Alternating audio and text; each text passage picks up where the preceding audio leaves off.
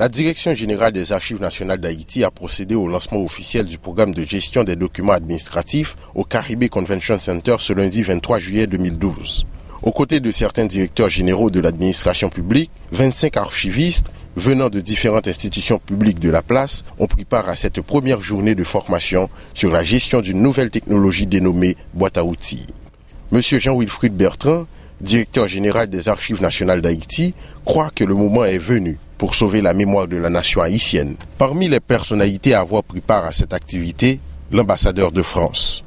Didier Lebray, dont le pays a largement contribué à travers le ministère de la Culture et de la Communication à la réalisation de ce séminaire, n'a pas manqué d'exprimer sa satisfaction.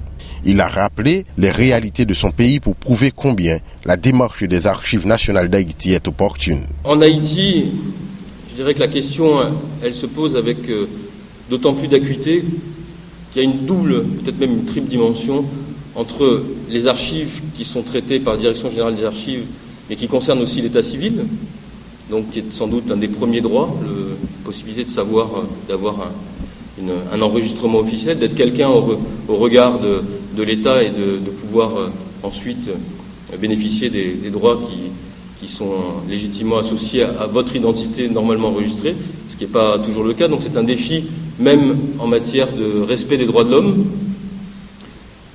Il y a un deuxième défi pour les archives nationales haïtiennes qui a été longuement abordé, qui est celui de la mémoire tout simplement des administrations.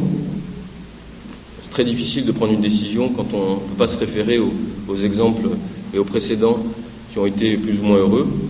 Et il y a un troisième volet qui est, je dirais, encore plus profond, qui est sans doute le domaine de prédilection, d'excellence des historiens, mais pas seulement, qui est la capacité de construire sa mémoire collective. Le représentant du ministre de la Culture présent en cette occasion a surtout insisté, quant à lui, sur l'importance de la boîte à outils dans la gestion des documents administratifs. Monsieur Stanley Joseph a également mis l'emphase sur la nécessité de prendre en compte des paramètres socio-culturels et juridico-politiques. De la boîte à outils qui a pour objectif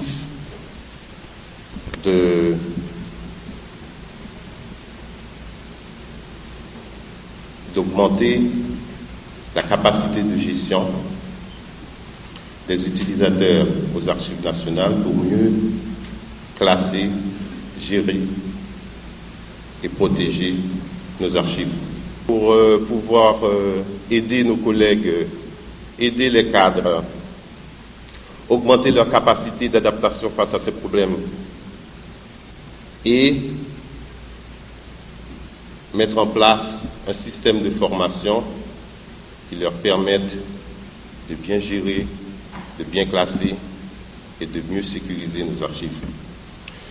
Le ministère de la Culture donne son plein support et appui à ce programme de formation de cadres spécialisés dans le domaine de la gestion de l'information, et ceci pour répondre aux exigences de notre environnement global.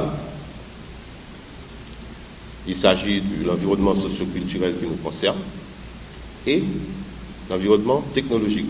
L'obligation pour l'État haïtien de s'impliquer à fond pour la réussite de cette noble initiative a été soulignée à l'encre forte par le directeur général des Archives nationales. Monsieur Jean-Wilfried Bertrand plaide pour l'insertion dans le budget national d'une rubrique destinée à moderniser la gestion des documents administratifs. Attention, nous sommes vraiment en danger et la mémoire du pays est menacée de distinction. Je ne dramatise pas. Moi, je me rappelle, en l'an 2000, on avait fait le tour des ministères.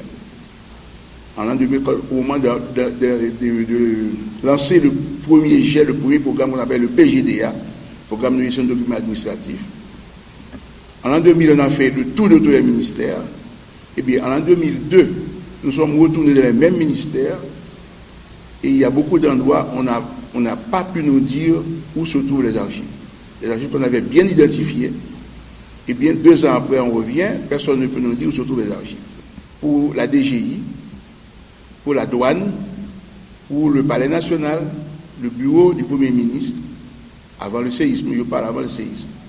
On l'a fait également pour le ministère de l'Agriculture et le ministère de l'Éducation nationale. Les études de faisabilité sont là, sont prêtes, mais on n'a pas pu implanter le système parce qu'il y avait un problème de budget.